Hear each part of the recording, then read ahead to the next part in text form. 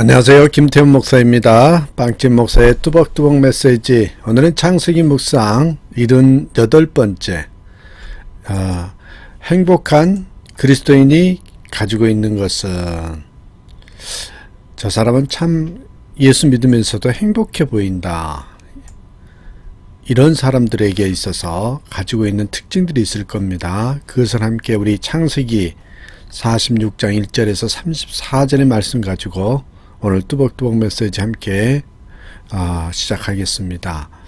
오늘 본문 내용이 이제 애굽으로 내려가는 야곱 가족들의 이야기지요. 특별히 창세기 46장 1절에서 7절까지를 보시면요, 이스라엘이 아들 요셉의 초청을 받고 자기의 모든 소유를 이끌고 애굽으로 떠나는 장면이 나옵니다. 그때 이스라엘은 가나안 지역 최남단 부엘세바라는 지역이 있는데, 거기에서 이제 가나안 지역을 벗어나기 전에 하나님 앞에서 희생 제사를 드렸습니다. 1절에 그렇게 나오죠. 정말 가나안을 떠나야 할지 최종적으로 이 마음의 평안을 구하는 그런 예배의 시간을 가졌다, 이렇게 보는 것이 이해하기 쉽겠습니다. 그때 하나님께서 밤에 야곱에게 나타나 말씀하셨습니다. 그 말씀은 야곱의 가족들로 큰 민족을 이루게 할 테니까 애굽으로 떠나는 것에 대해서 두려워하지 말라고. 그렇게 하나님의 위로의 말씀이 있었습니다. 3절 4절에 그 내용이 있죠. 하나님이 약속하신 땅은 가나안 땅이잖아요. 그런데 왜 애굽으로 보냈을까요? 망하게 하려고 보낸 것은 아닙니다. 하나님께서 이 야곱의 가족을 애굽으로 보낸 것은 당시 최대 강대국 애굽의 그 보호 아래 이스라엘을 이 한 민족 국가로서 성장케 하려는 뜻이 있습니다.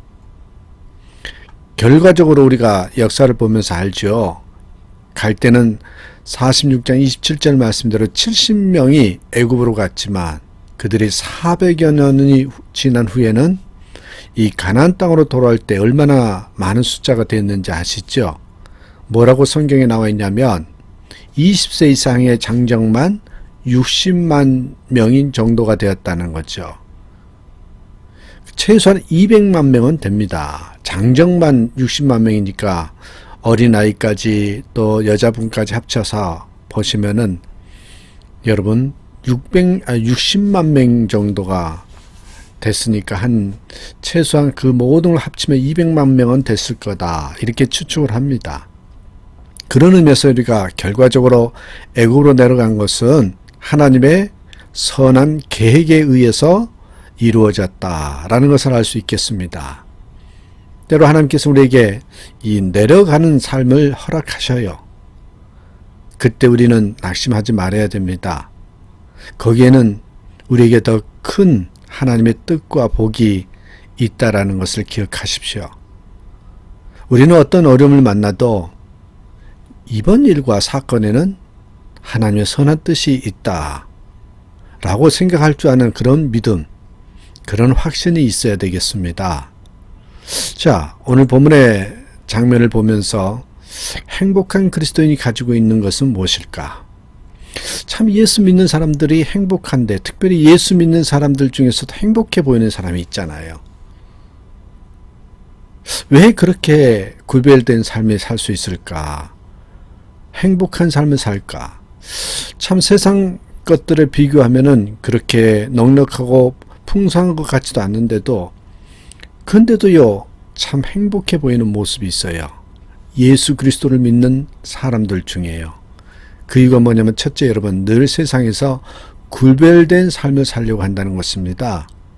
진정한 그리스도인, 그래서 정말 행복한 그리스도인들은 늘 세상이 살지만 그래도 내가 하나님의 자녀다, 성도다, 그리스도인이다, 이런 생각을 하면서 어떻게든 조금이라도 구별된 삶을 살려고 노력을 합니다. 우리는 때로는 삶자리에서 이 애굽으로 내려가는 것 같은 그런 일이 있더라도 여러분 겁낼 필요가 없습니다. 아무 목적 없이 휩쓸려 내려가면 문제이지만 목적과 사명을 가지고 내려가면 전혀 문제가 될 것이 없습니다. 애굽에서도 고센에 구별된 삶을 살면 됩니다. 세상 가운데서 살면서도요, 내가 그리스도인이다 라는 생각으로 조금이라도 구별된 삶을 살려고 하면 여러분 참으로 행복한 그리스도인이 될 수 있습니다. 본문 말씀에 보면 고센에 거하게 된 것은 철저히 요셉의 지혜로운 계획하에 이루어진 것이잖아요. 31절 이하의 말씀에 보시면 요셉은 자신의 형들과 식구들에게 바로를 만난 다음에 직업이 무엇이냐고 물으면 목축업이었다고 대답하라고 하죠.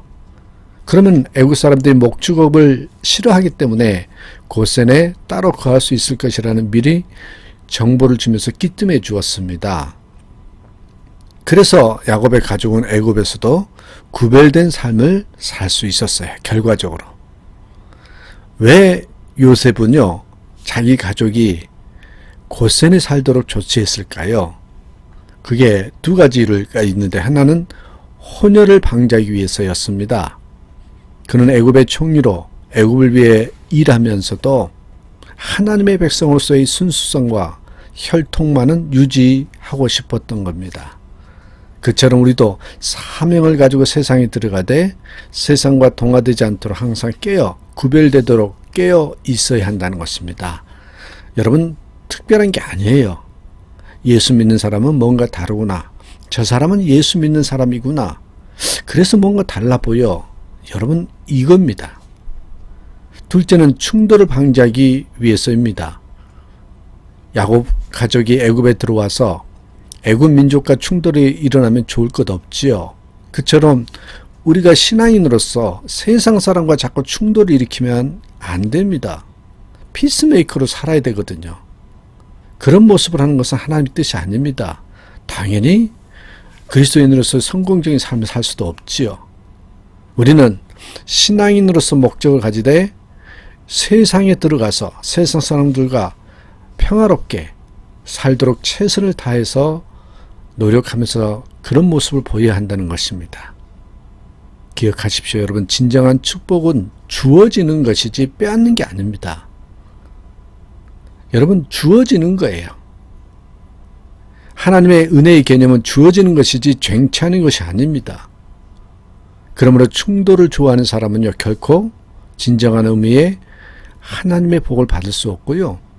진정한 그리스도인의 모습이 아닙니다. 우리는 언제 어디서나 온유하고 친절하기를 당연히 힘써야 되겠죠. 온유한 사람이 땅을 기업으로 엎는다고 했잖아요. 바로 그런 원리입니다. 두 번째, 여러분, 행복한 그리스도인이 가지고 있는 것은요, 이 평범한 삶에서 기쁨을 찾으려 한다는 것입니다.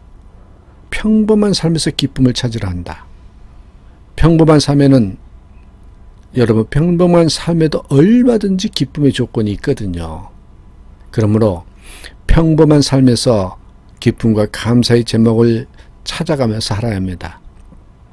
자세히 보면 이 평범한 삶 안에서 수많은 기적들이 이루어지고 있습니다. 또한 평범한 삶에서 진리의 흔적이 많이 있습니다. 그처럼 평범한 삶에서 기적과 진리를 볼 수 있는 눈을 가진 사람이 영적 지혜도 있고요, 복에 복이 되는 삶을 삽니다. 그런데 여기서 한번 좀 점검하고 싶은 게 있어요. 구별된 삶을 오해하지 마십시오. 이 구별된 삶이라는 것은 특별한 삶을 뜻하는 것이 아닙니다. 특별한 삶, 이렇게 남에게 드러나는 삶, 이것을 좋아하면 별로 유익이 없습니다. 드러난 삶을 좋아한다는 말은 결국요, 자기중심적으로 모든 상황을 해석하려고 하는 것입니다. 그렇게 살면 진정한 의미의 하나님의 축복은 따라오지 않습니다. 하나님의 복은요, 상대방을 이해하고 배려하는 삶 속에서 주어지게 됩니다. 가끔 요셉이 어떻게 애굽 땅에서 그 오랜 세월 80년 동안 총리로 지낼 수 있었는지 궁금할 때가 있습니다. 그 이유는 본문에서 여러분 바로와의 만남을 준비하는 장면을 통해서 우리는 유추할 수 있습니다. 오늘 34절 말씀 보십시오. 당신들은 고하기를 주의 종들은 어렸을 때부터 지금까지 목축하는 자인데 우리와 우리 선조가 다 그러하니이다 하소서. 애굽 사람은 다 목축을 가증히 여기나니 당신들의 고세 땅에 거하게 되리이다. 사람들은 누구를 처음 만났을 때 자신이 얼마나 훌륭하고 잘났는지를 밝히려고 애를 씁니다. 그러나 처음 만났을 때는 그런 말은 줄이고요. 진실한 그대로의 모습을 보이는 것이 중요합니다. 특별히 윗사람을 만날 때에는 더욱 그렇습니다. 자기를 너무 나타내려고 하면 윗사람의 경계심만 들게 하거든요. 이 사원 채용을 위해 직원을 채용하기 위해서 면접을 볼 때 이 사람은 무엇을 본 줄 아십니까? 특별한 전문성을 요하는 경우는 능력을 보는 경우도 있지만 대부분요 보는 것이 태도입니다. 태도를 볼 때 자기를 과시하려는 모습을 보면 되게 제외시키죠. 그런 의미에서 요셉의 태도는 참으로 현명한 태도였습니다. 요셉은 이렇게 생각하지 않았습니다. 내가 명색이 이곳 총리인데 내 과거의 신분이 드러나면 부끄러운 일이다고. 그러면서 진실을 억지로 감추려고 하지 않습니다. 어차피 진실함으로 이제까지 인정받아 온 것이지 출신 성분 때문에 과거를 미화시켜서 출세한 것이 아니기 때문입니다. 오히려 요셉은 자기 가족에게 자신들은 어렸을 때부터 목축하는 자입니다 라고 바로에게 더 부족한 모습을 보이게 하려고 공고합니다.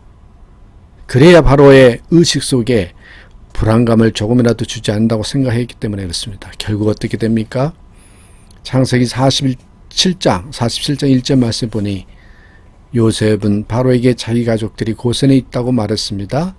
2절에 보니까 형들 중에 5명을 택해 바로에게 보였습니다. 그러자 요셉이 예상한 대로 바로가 자기 형들에게 묻습니다. 너희 생업이 무엇이냐? 그때 나라의 황제를 만났기 때문에 좋은 인상을 심으려고 자기를 과시하려는 그런 말을 하지 않고요. 요셉이 가르쳐준 대로 그대로 대답하죠. 3절에 보니까 종들은 목자여온데 우리와 선조가 다 그러하니이다. 그러자 바로가 아무 경계심을 갖지 않고 그들을 고센에 거하게 하고 자기 짐승도 주관하도록 그렇게 말씀한 부분이 5절과 6절의 말씀에 나옵니다. 그런 태도를 보면서 이 바로 태도를 통해서 바로는 요셉의 가족을 만난 후에 어떤 경계심도 갖지 않았습니다. 성도는 세상과 부딪히지 않는 지혜를 발휘해야 합니다. 특별히 요셉처럼 이방인의 경우에는 정말 그런 지혜가 필요합니다. 결국 그런 자세를 갖추고 있었기에 야곱의 가족은 번성할 수 있었습니다. 어제가 제 둘째 딸의 생일이에요. 그래서 축하 메시지를 보냈더니 둘째 딸이 저에게 그런 메시지를 한 부분을 보내더라고요. 아빠 잘 키워줘서 고마워요. I love you 하면서 메시지를 보냈습니다. 참 잘 키워줘서 고맙다는 그 마음, 그 태도랄까요? 그 모습을 보면서 정말 뿌듯하기도 하지만 참 마음이 이쁘다, 잘 자랐다, 그런 생각이 들었습니다. 여러분 그렇습니다. 태도, 자세를 보면 또 말하는 것을 보면 우리는 알 수 있다는 것이죠. 기억하십시오. 특별한 사람처럼 행세하면 되게 특별한 고난을 받게 돼요. 그러므로 우리는 구별된 삶을 살면서 겸손하게 살고 이 평범한 삶에서 기쁨을 찾으러 가는 그런 행복한 그리스도인으로 살아가는 저와 여러분 되시기를 주님의 이름으로 축복합니다. 오늘도 예수님 안에서 요 기쁨을 가지시고 또 예수님 때문에 행복하다고 고백함으로써 평안뿐만 아니라 참으로 주님이 주신 기쁨을 누리는 복된 날이 되시기를 주님의 이름으로 축복합니다. 감사합니다.